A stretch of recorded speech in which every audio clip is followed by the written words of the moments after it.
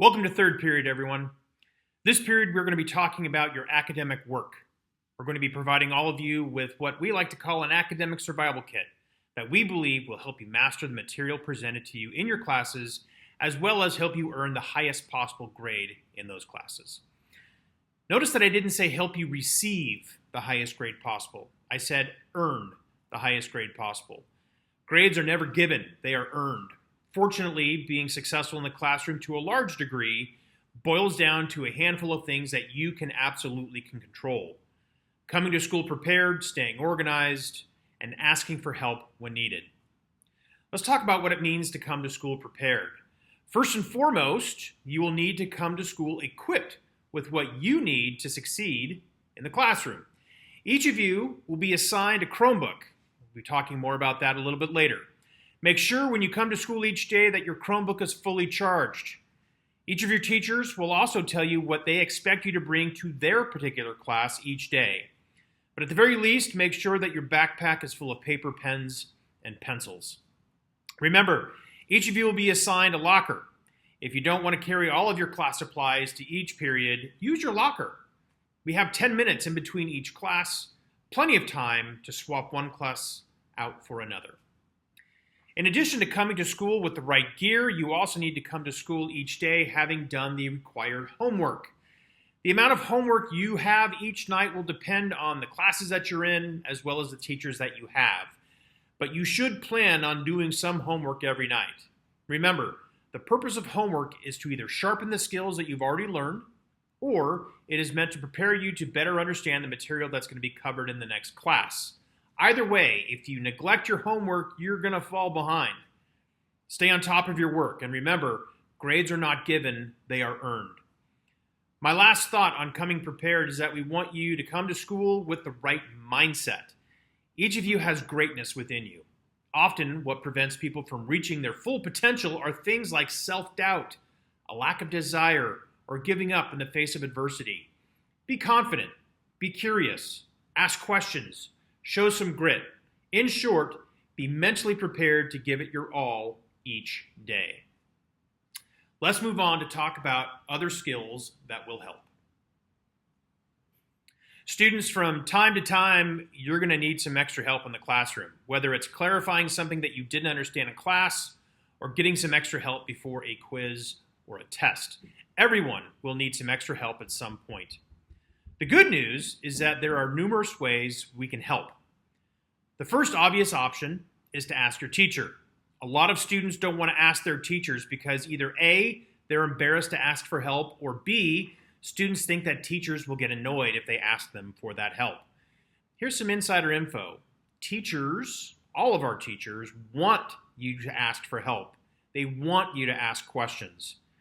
Teachers want all their students to do well and are willing to support any student who wants to do the same. Remember, when you ask your teachers for help, catch them before or after class. Be kind, be polite and courteous, say please and thank you, and if you ever set up another time to meet, show up and be on time. If you send an email to your teachers, identify yourself. Again, be kind, polite, and courteous, and please use clear language about what you need help with. The other way you can get some extra help with math or writing is by attending one of our peer tutoring groups, otherwise known as PTGs. We have a PTG in writing and another in math. Our writing center and our math reteaching center will be held at lunch on Tuesdays and Thursdays each week throughout the year. These centers are open to everyone and are absolutely free. Details about when our PTGs are actually going to open and where they will be held will be shared with students and families shortly after the start of the school year. Thank you very much. Have a great day. All right, students, let's take a moment and talk about some specific skills, some specific tips that you can use in order to make sure that you are successful in all of your classes. Now, to do this, one of the first places I went in terms of looking for resources for you was an organization called AVID. And if you don't know what AVID is a nationwide program that is incredibly well known in terms of helping students build the skills and the habits necessary to be successful in school. So if you go to avid.org and go to the tab that says Student Resources, there's the website. You should be able to find this list with relative ease. Now, take a look. First item there is all about managing your anxiety. Now, these are all tips, I should mention, that are solid tips for all students, whether you're an incoming 9th grader or a 12th grader. These are just good reminders of really those things that can help you get through all of your classes. So item number 1 is managing your anxiety. Everybody has a little bit of test anxiety or feels anxious when things start getting a little heavy or really complicated, or your life gets really full with lots of responsibilities. One of the single most important ways that you can manage your anxiety is just being prepared and staying on top of it all. Take breaks. If you do find yourself preparing for assignments or tests and you find yourself getting anxious, take a break, walk away and come back to it. But I think the biggest thing that you can do in order to manage your anxiety is to manage your time. Don't wait to the last moment and be prepared. And if you are feeling anxious about being unprepared, ask your teachers, ask your counselors, ask administrators. We're here to help you. One other important skill that I think is not talked about a lot, but I think it definitely is helpful for all of you, and that is the process of backwards mapping. Backwards mapping is a skill where you begin with the project or the test or the essay or whatever it is that you're doing in class, having a really good idea of what it is that your teachers are asking for, and most importantly, when they are asking for it. Start with that date and that finished product in mind, and then from that point work backwards in order to figure out what steps you need to take in order to get to that point, and more importantly, when you need to take those steps in order to have that all done. Learning how to manage your time is another key aspect here. I'm not going to suggest that all of you spend all of your free time working on homework or schoolwork.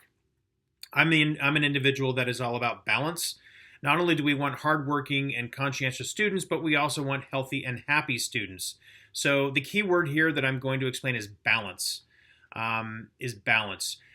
All play and no work is going to create some problems for you, but all work and no play is also going to create a whole lot of problems. So really learn how to balance your time and do those things that are necessary. Use your time wisely. Probably the single largest group of tips that you're going to be hearing about for the next, as long as you're in high school, have to do with organization.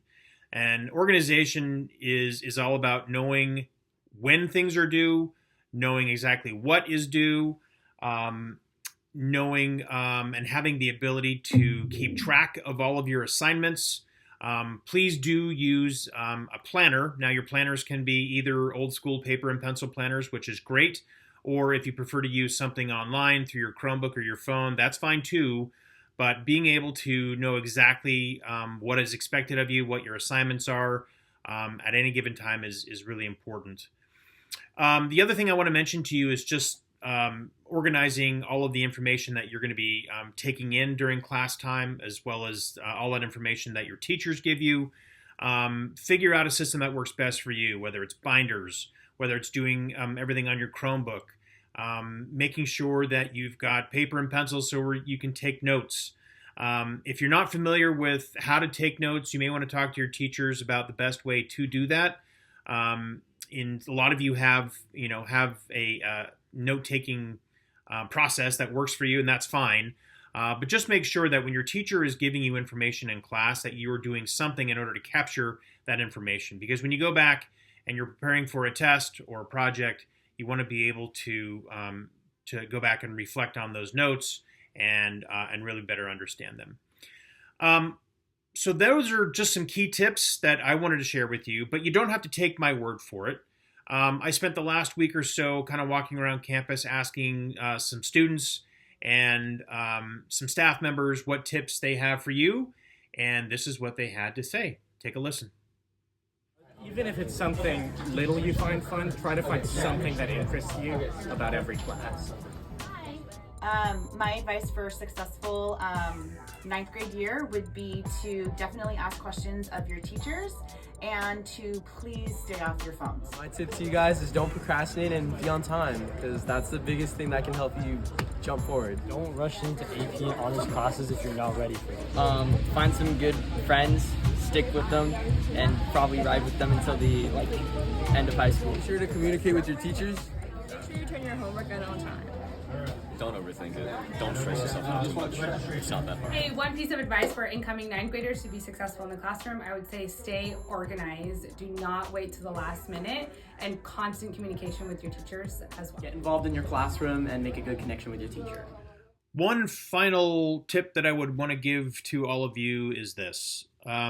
Please don't take shortcuts. Don't cheat. Bottom line. Not only are you going to be cheating yourself out of a solid education, but you could land yourself into some serious disciplinary issues.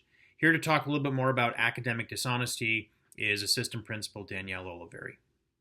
At Thousand Oaks High School, we take academic honesty seriously because it's key to your success and growth. This means being truthful, taking responsibility for your work, and respecting others.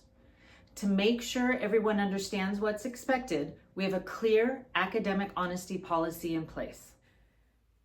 This policy states that students will not misrepresent examination materials, research assignments, class assignments, and homework assignments as their own, when in fact they are the work of someone else. They will also not engage in unauthorized communication during tests, quizzes, classwork, or homework. They will not allow others to look at their work and/or copy their assignments, tests, or quizzes.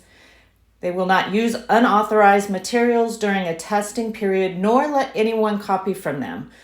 They will not copy from outside sources, including the internet or any AI source, without teacher permission. They may also not have a cell phone out during a test or quiz, and they may not violate the CVUSD acceptable use policy. So what happens if you're caught violating the policy? Per the CVUSD board policy, on the first infraction, the teacher will conference with the student and record a grade of fail for that assignment. The teacher will notify the parent and send a referral to the appropriate administrator. The student will then be placed on a contract with the understanding that a second infraction in the same or any other class will result in the student's removal from the course in which the second infraction occurred. The contract will remain in effect for 2 years from the date of the infraction. If there is a second infraction in the same or any other class over the 2-year span, the teacher will send a referral to the appropriate administrator. The parent will be notified and the student will be removed from the course and placed in a study hall with a grade of fail for the semester. I can't stress enough the importance of maintaining integrity when it comes to your schoolwork. Learn good habits now, because the consequence of cheating becomes much more dire as you move into college. If you're struggling and need help, don't hesitate to talk to your teachers. They are there to support you.